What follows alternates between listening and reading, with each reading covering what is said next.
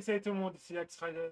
On se retrouve pour une nouvelle vidéo théorie aujourd'hui. Et si Harry Potter n'était pas simplement l'élu? Et si le garçon qui a survécu portait dans ses veines un héritage bien plus ancien, bien plus puissant que vous le pensez? Une lignée oubliée, celle de Godric Gryffondor, lui-même l'un des 4 fondateurs de Poudlard. Une théorie fascinante qui prend racine dans les détails, parfois négligés, mais qui, une fois reliés, forment un tableau troublant. Dans cette vidéo, on va plonger dans les moindres recoins de l'histoire de Harry, de ses capacités uniques et des secrets du passé pour répondre à une question folle. Harry est-il le descendant de Godric Gryffondor? Installez-vous confortablement, sortez vos rappels-tout, accrochez-vous à vos balais. C'est parti. Qui est Godric Gryffondor?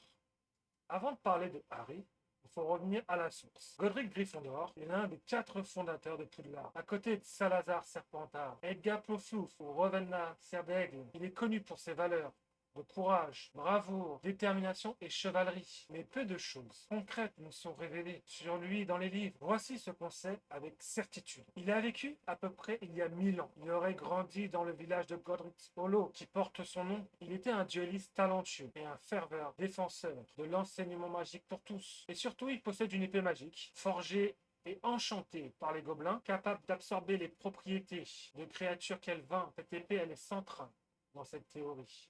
L'épée de Gryffondor et Harry.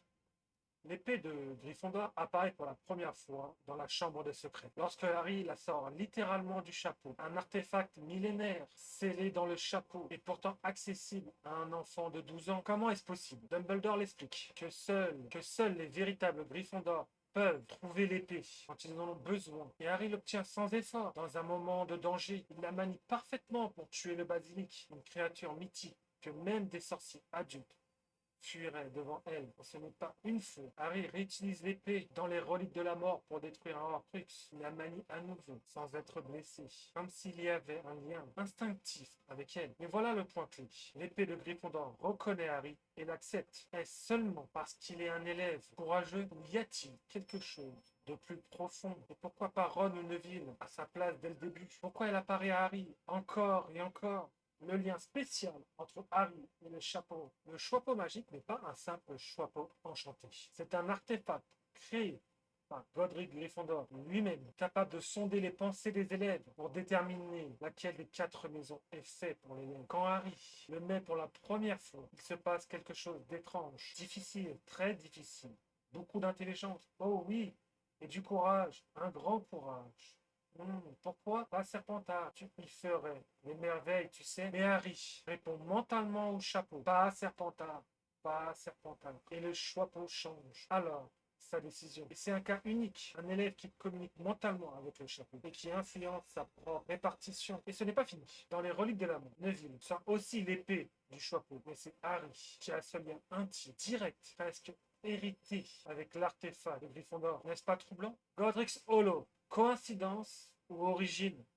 Revenons un instant sur Godric's Hollow. C'est le village natal de Godric Gryffondor, mais aussi celui où Harry est né et où ses parents ont tragiquement perdu la vie. Un lien honnêtement symbolique. Mais pourquoi James et Lily vivaient-ils là-bas? Pourquoi Voldemort choisit-il ce lieu précis pour tenter de tuer l'enfant de la prophétie? Il y a peu de sorciers qui habitent Godric's Hollow à l'époque moderne. Bat-il tour de sac?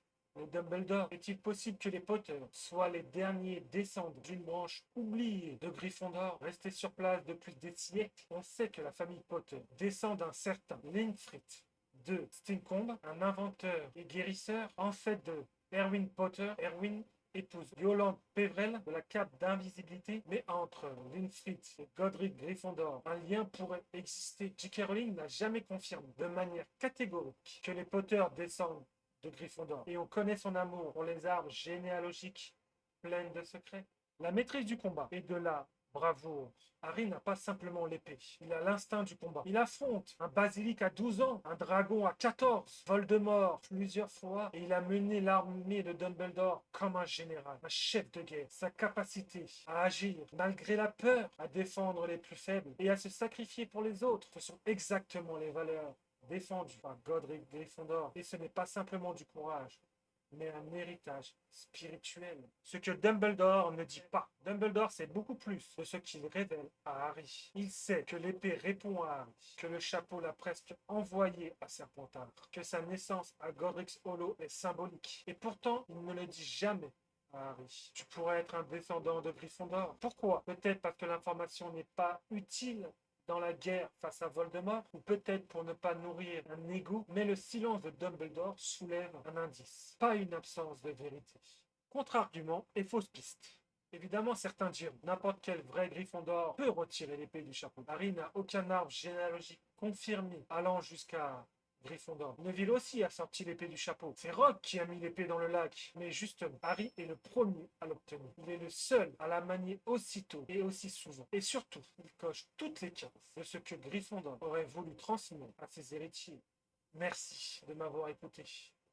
Alors, Harry est-il le descendant de Godric Gryffondor? Nous n'avons aucune confirmation officielle. Mais quand on relie tous les indices, son lien avec l'épée, sa relation avec le chapeau, sa bravoure naturelle, sa naissance à Godric's Hollow, les zones floues dans son arbre familial, on peut raisonnablement imaginer que Harry porte en lui plus que le sang de James et Lily. Et si l'héritier de Gryffondor, et si l'héritage de Gryffondor n'est pas un artefact ou une maison, mais une personne vivante, un garçon à la cicatrice en forme d'éclair, qui a porté l'épée, qui a sauvé le monde magique. Et vous, qu'en pensez-vous? Harry est-il l'héritier de Gryffondor? Est-ce que la bataille finale entre Harry et Voldemort est un écho de la bataille d'il y a 1000 ans entre Gryffondor et Serpentard? L'héritier de Gryffondor contre l'héritier de Serpentard. Ou tout cela n'est-il qu'un enchaînement de coïncidences magiques? Donnez votre avis en commentaire. Et n'oubliez pas, likez, abonnez-vous, activez la cloche pour plus de théories pleines de magie, de mystère. À très bientôt. Et souvenez-vous, la magie est partout. Il suffit de savoir.